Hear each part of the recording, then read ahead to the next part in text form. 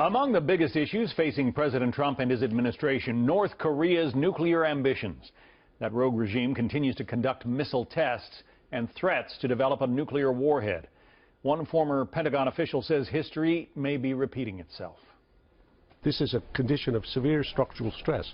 In the North Korean case in particular, we see ourselves creeping towards, I've written about this as a Cuban Missile Crisis in slow motion.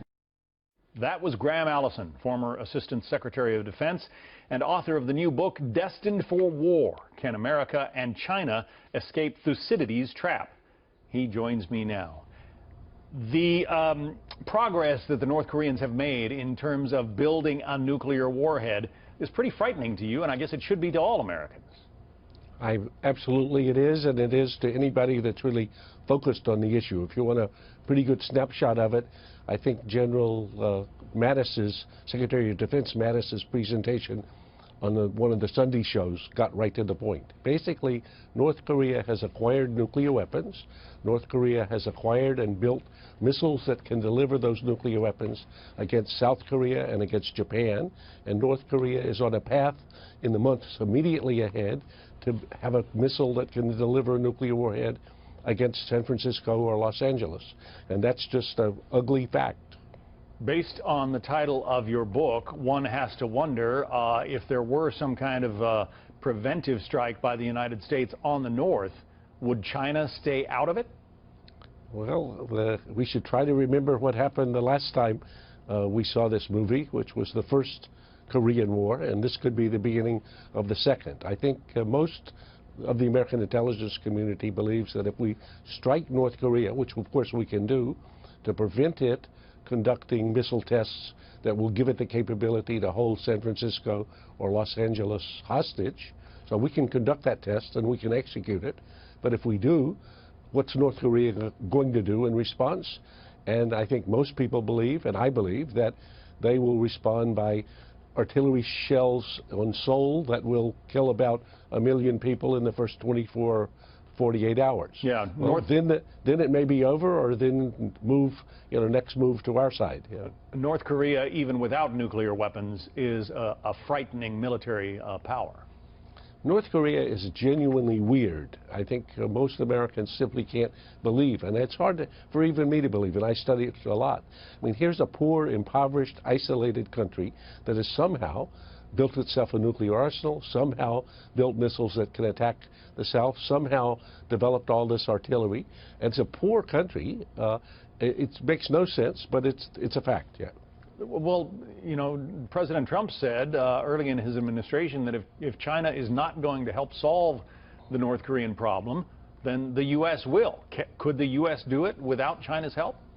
Well, yes, we can, at least prevent North Korea acquiring an ability to launch a nuclear weapon against the U.S. But we would have to do so, unless China is able to do something, by attacking North Korea. And as I say, most people, when they play through this game, see we attack North Korea attacks Seoul, we then attack all of the air, all of the missiles, all of the artillery that could kill more people in South Korea. Now we're into the Second Korean War. And in the First Korean War, as we marched rapidly towards the Chinese border, the Chinese entered the war and beat us back down to the 38th parallel. So again, most people believe, and I believe, that if you have a Second Korean War, we will see China fighting in that war to prevent the unification of Korea under a government that's a military ally of the U.S. So it's impossible, I mean, I think it's almost impossible to believe, but we're seeing a sequence of events like we saw in the Cuban Missile Crisis, in which a small action by our part for very legitimate reasons. I mean, who wants to imagine Kim Jong-il with nuclear weapons able to attack San Francisco or Los Angeles? Nobody. And President Trump has said, I'm telling you, this is not going to happen. And he tried to persuade Xi Jinping, you have to solve this problem, but if you don't, I will, and you're not going to like the way that I solve it. But if he does, by striking North Korea, there's a reasonable chance you see a sequence of events that nobody wants, but at the end of which you could even see China and the U.S. killing each other in thousands of numbers. Yeah, we have to remember there are 30,000 U.S. troops in South Korea right there up against the DMZ, and as you say, 1 million South Koreans could be victims of an initial attack by the North? That's the estimate from the Pentagon that's been, reviewed and examined for now the past 15 years as we've come up to a couple of these other crossroads earlier. And the hard fact is, and President Trump points this out, each president, when he's come up to the edge of it, has basically kicked the can down the road. He says he's not going to do that. And the can keeps getting more dangerous. Unfortunately, and maybe even in the next step, a capability to attack San Francisco or Los Angeles with nuclear weapons. Sobering stuff.